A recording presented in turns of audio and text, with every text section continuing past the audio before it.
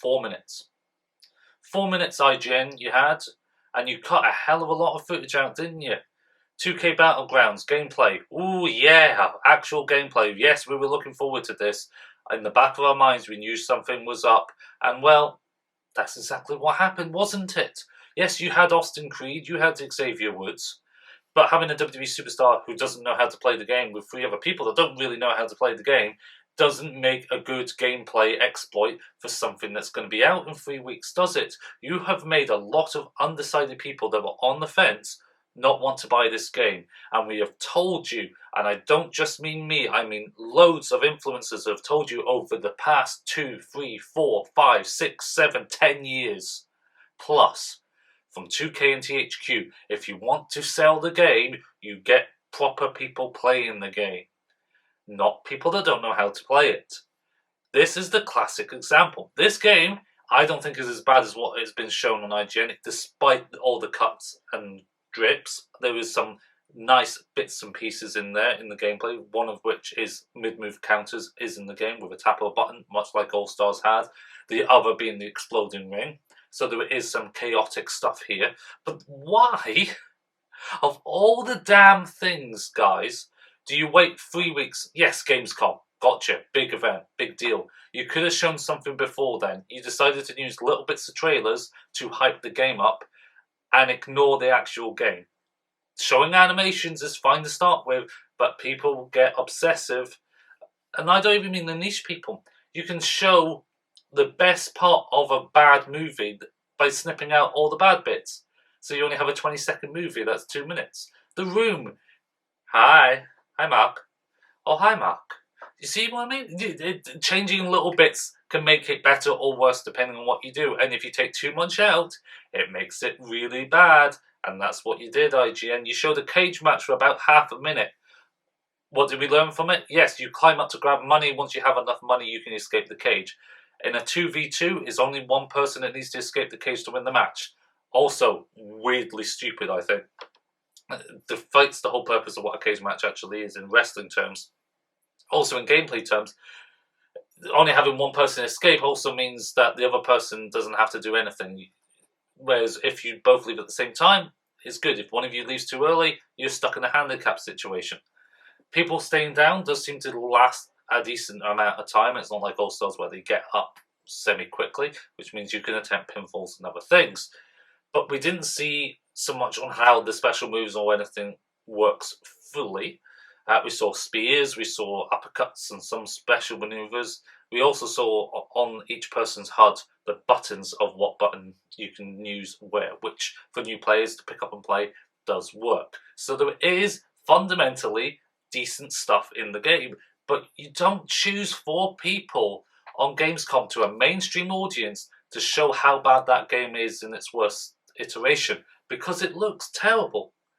Hit detections off. I mean, we're talking No Mercy sort of hit detections where you got to be in a good position to do the grapple, same for strikes, etc., etc. That's 20 years ago. It's acceptable for No Mercy for a simulation game. This is arcadey, picking up and play. Yes, you have mid-move counters. Yes, you can do some bits and bobs, run, springboard looks, and stuff like that from what we can see. But if you've got no one who understands how to play the game, you've probably cut 20 minutes of footage down to 4. So how much was absolute dredge and garbage, and you were still left with mostly dredge and garbage because people didn't know what they're doing. I'm trying to say this as many times as possible. They didn't know what they're doing. You're going to have Austin Creed and other people. If they don't play the game, don't have enough time to practice, it makes the game look crap. Make it look crap. Doesn't sell as well. People don't buy. You can have the kids will buy it because, oh, look, it's cartoon characters. But as a retailer, I will tell you with all unheartedly truth, the amount of returns and the amount of money we'll get from second-hand sales of this game will be vast more than the new sales you'll get on this budget game. And because it is a budget game, yeah, is it worth 30 quid? I don't know. Half your roster's available at launch, half isn't. But what are the difference between the superstars between launch and the DLC, other than what they look like? There's going to be a couple of special maneuvers for each of them. There probably isn't going to be much difference, whereas at least All Stars, with its very limited roster of only about 30 to 40, they had unique moves and styles for each guys, even though there was high flyers, grapplers, strikers and stuff. Ding ding. It's not the game over. Yes, is it though? Granted, we've not played it. Me, all the other influencers have yet to properly play it in any way, shape or form. We've not touched it. We've only seen the footage that's been given to us. So, we're judging from 4 minutes of footage. But what do you think of 4 minutes of footage when you've hyped up at this level and it's like, oh, meh. It doesn't help matters. We thought they learnt their lessons when they advertised 2K Battlegrounds to begin with, and they did the positive PR for this. It has to be said, they went a totally different route to 2K20. It worked. And then they probably realised near the end, uh-oh, the game's not up to what it should have been. What are we going to do? And that's exactly what's happened. So, we're left in this sort of cluster of, oh, we need to salvage this, just like 2K20 was. 2K20 knew it was bad, and they tried to hide that for as long as possible. So when we went to the preview event and we were like, oh, they've changed the controls, doesn't work as well. They're saying it's streamlined. Oh, there's some crashes here. Oh, gameplay bugs. Oh, is that what's going to happen here? I hope not. It's a whole different company. It's a whole different branch of 2K that's built this game. And there is, like I say in the gameplay, some pleasing moments. But, it's 2020. We've been heartbroken by so much stuff that the anticipation for this is now stinking levels. It's bad, and it's their own fault. It's not our fault how we feel about it. I'd want to reserve judgment fully until I play it, until I can experiment and grapples. But within 30 seconds, I was like, this is probably not a game I'm going to be spending 4, 5, 6 weeks, 7 weeks down the line. This feels more like WrestleFest. Quick pick up and play half an hour at a time for intervals. I'll probably complete it for the sake of the channel to begin with. But the longevity of it, yeah, 80 superstars coming back.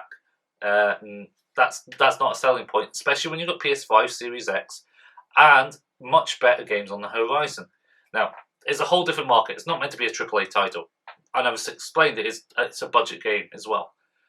Doesn't defeat the point that you still want people to be on the servers so the servers stay up. If they're not going to get the people to stay on the servers, then it's a pointless endeavour. WWE All Stars was only online for 1 year. That was because THQ went bust. If it had a proper peer-to-peer, people would still be playing it now. Simple as that. With Parsec, we can do that. And that's probably what's going to happen. 2 months down the line after launch on this, Christmas time, we'll be playing Parsec with All Stars. I can't see us playing that much of Battlegrounds. I could be wrong. I am holding back the sort of glimmer of hope that when we do this and play it, we're going to be gobsmacked and like, oh, this is how it should have been played, and this would have made so much more sense. And IGN should never have been, yes, you're a mainstream company. Yes, you get seen by tens of thousands of people, especially when it's Gamescom streams and stuff. But if you can't sell a game if it looks like that, you just can't. So, what do you think? What do you think deserves their helpfulness, their ideal sobriety, I should say, because this is probably going to be a sober thought if they watch this. If they don't, it doesn't bother me in the slightest. It hasn't bothered me now. This isn't my full-time gig. This I do for the passion, for the hobby of playing wrestling games and Fall Guys. 115 wins, just bragging. I do this. I don't care if one person watches, 10 people, 100 people, or the 100,000 subscribers that don't see these videos anymore because of notifications and stuff. I still do it for the passion because I want to see games be as good as they can be. Virtual Basement's game could be the utter greatest, but we've seen nothing, so you can't comment on it. You can't say this is going to be fantastic. You've not seen gameplay. Retro Arcade Wrestling's WrestleFest sequel. That looks great. But again, it's WrestleFest, in my opinion, isn't that a longevity game. It's something you play in the arcade for 20 minutes, not for 2-3 hours, 2-3 weeks. That's just how it goes. All Stars, though, I could keep playing that every weekend. The longevity, the combos, the sequences, and there's no combos here. It's all rigid. It's all stiff. It's no mercy when it should be All Stars. And now, this. Subscribe for more WWE 2K20, WWE Battlegrounds, and all your wrestling gaming goodness. Follow me on Twitch at ITSMYYARD, as well as it is on Twitter, because I do Fall Guys, and I win a lot. See you later.